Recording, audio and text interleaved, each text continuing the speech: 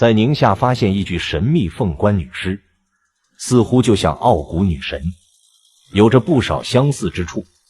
傳說這位傲骨女神可以穿越陰陽兩界，讓人死而復生，但是她總是佩戴造型誇張的金色面具，讓世人無法端詳其真實面相，最後歸因于神女峰之中。而在我国寧夏地区，不久前意外發現一座用薄如紙片做的金鳳冠，包裹着整個頭颅的女屍。最令人诧異的是，男屍屍骨左手挽着愛人的右手，即使深埋千年，兩人也要長相廝守，而這一牽手也就長達1400年。難道這就是千年不變的永恆愛情嗎？但令人不解的是，兩位墓主人緊緊相擁在不足3平方米狹窄墓地中。如果說是平凡的墓地，那又怎麼可以佩戴纯金打造薄如紙片的金冠呢？一男一女无棺而葬，若身份尊貴，也不至于两人埋葬在這亂岗之下。那麼墓主人到底是何許人也？這給考古隊提出了巨大難題。保持你的好奇心，我們點個關注，點個讚，繼續往下看。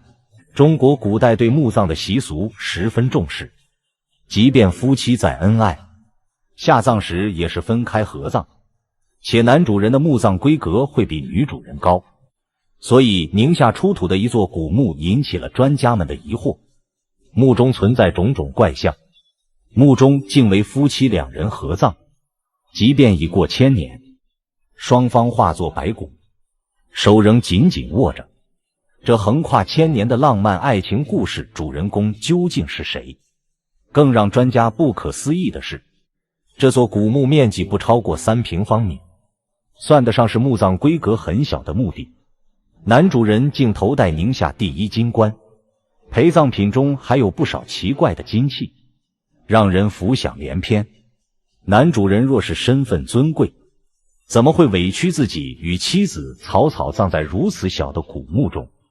若是身份低微，又怎會拿金飾品、金器作為陪葬品？我們不妨帶着疑惑往下看吧。故事還要從2004年說起。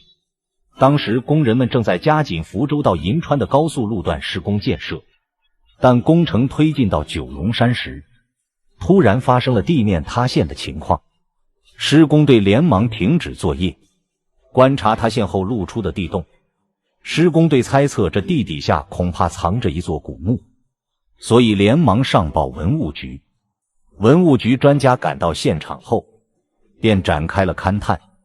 根據專家初步勘探的結果，這地底下埋着一大片墓葬群，數量恐怕高達50多座，其中可能有規格極高的古墓。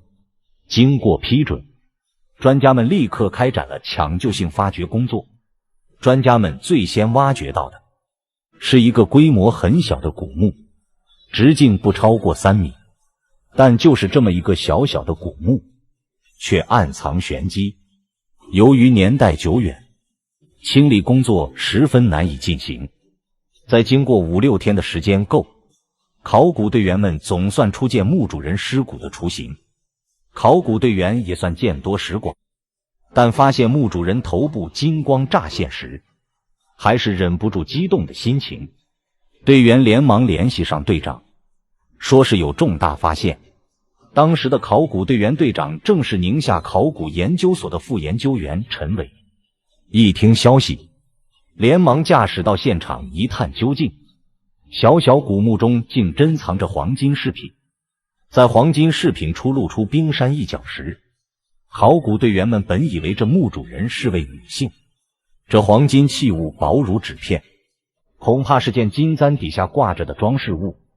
但隨着考古工作的深入，考古隊員們都诧異了，這黃金飾品並非小小一片，而是像環狀一般包裹了墓主人的大半個頭部，看起來倒像是個金色皇冠。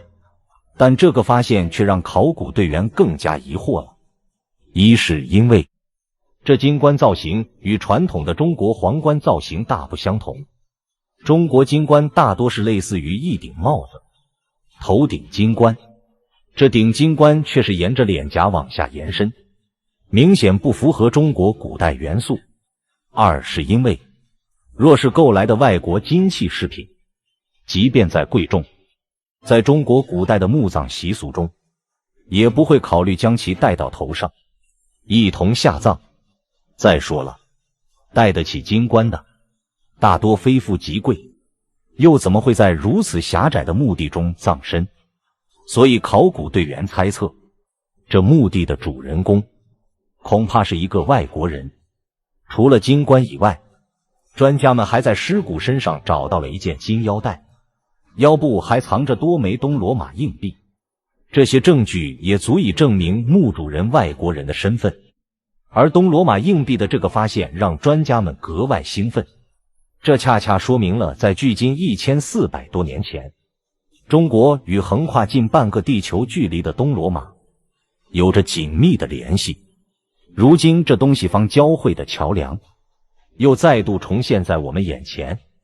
隨着清理工作的深入，考古隊員又有了重大發现，墓主人身旁的泥土中竟又露出一個头骨。考古隊員加快了清理动作，細緻的清理過後，考古队员斷定這具屍骨是位女性，這居然是一座合葬墓。更驚人的是，男女之間的手部骨骼處部分環節緊緊扣在了一起，這對男女竟然牽手千年，向考古人員訴說了一場橫跨千年的曠世愛戀。在經過對這兩具屍骨顱骨進行面部測量工作過後，專家們得出的數據與白種人的數值幾乎吻合，這說明這座古墓的男女正是白種人。這座古墓所建造年代是隋唐時期，而這對夫妻就是擅長經商的粟特人。粟特人為中亞地區的人，中亞地区作為溝通西亞與中國的重要中轉站，不少粟特商人借此之機發財，甚至不少王公貴族也在做着絲綢之路的生意。實際上，這並非考古界第一次發現粟特人在中國領土下葬，但這樣頭戴金冠、身戴金腰帶、男女緊密牽手合葬的粟特人倒是第一次見。正是曾經隋唐时期皇帝的開放包容心態，才有了絲綢之路的繁華。我們為自己悠遠歷史感慨驕傲的同時，也要不忘繼承這樣的民族精神，這樣方可走得更遠。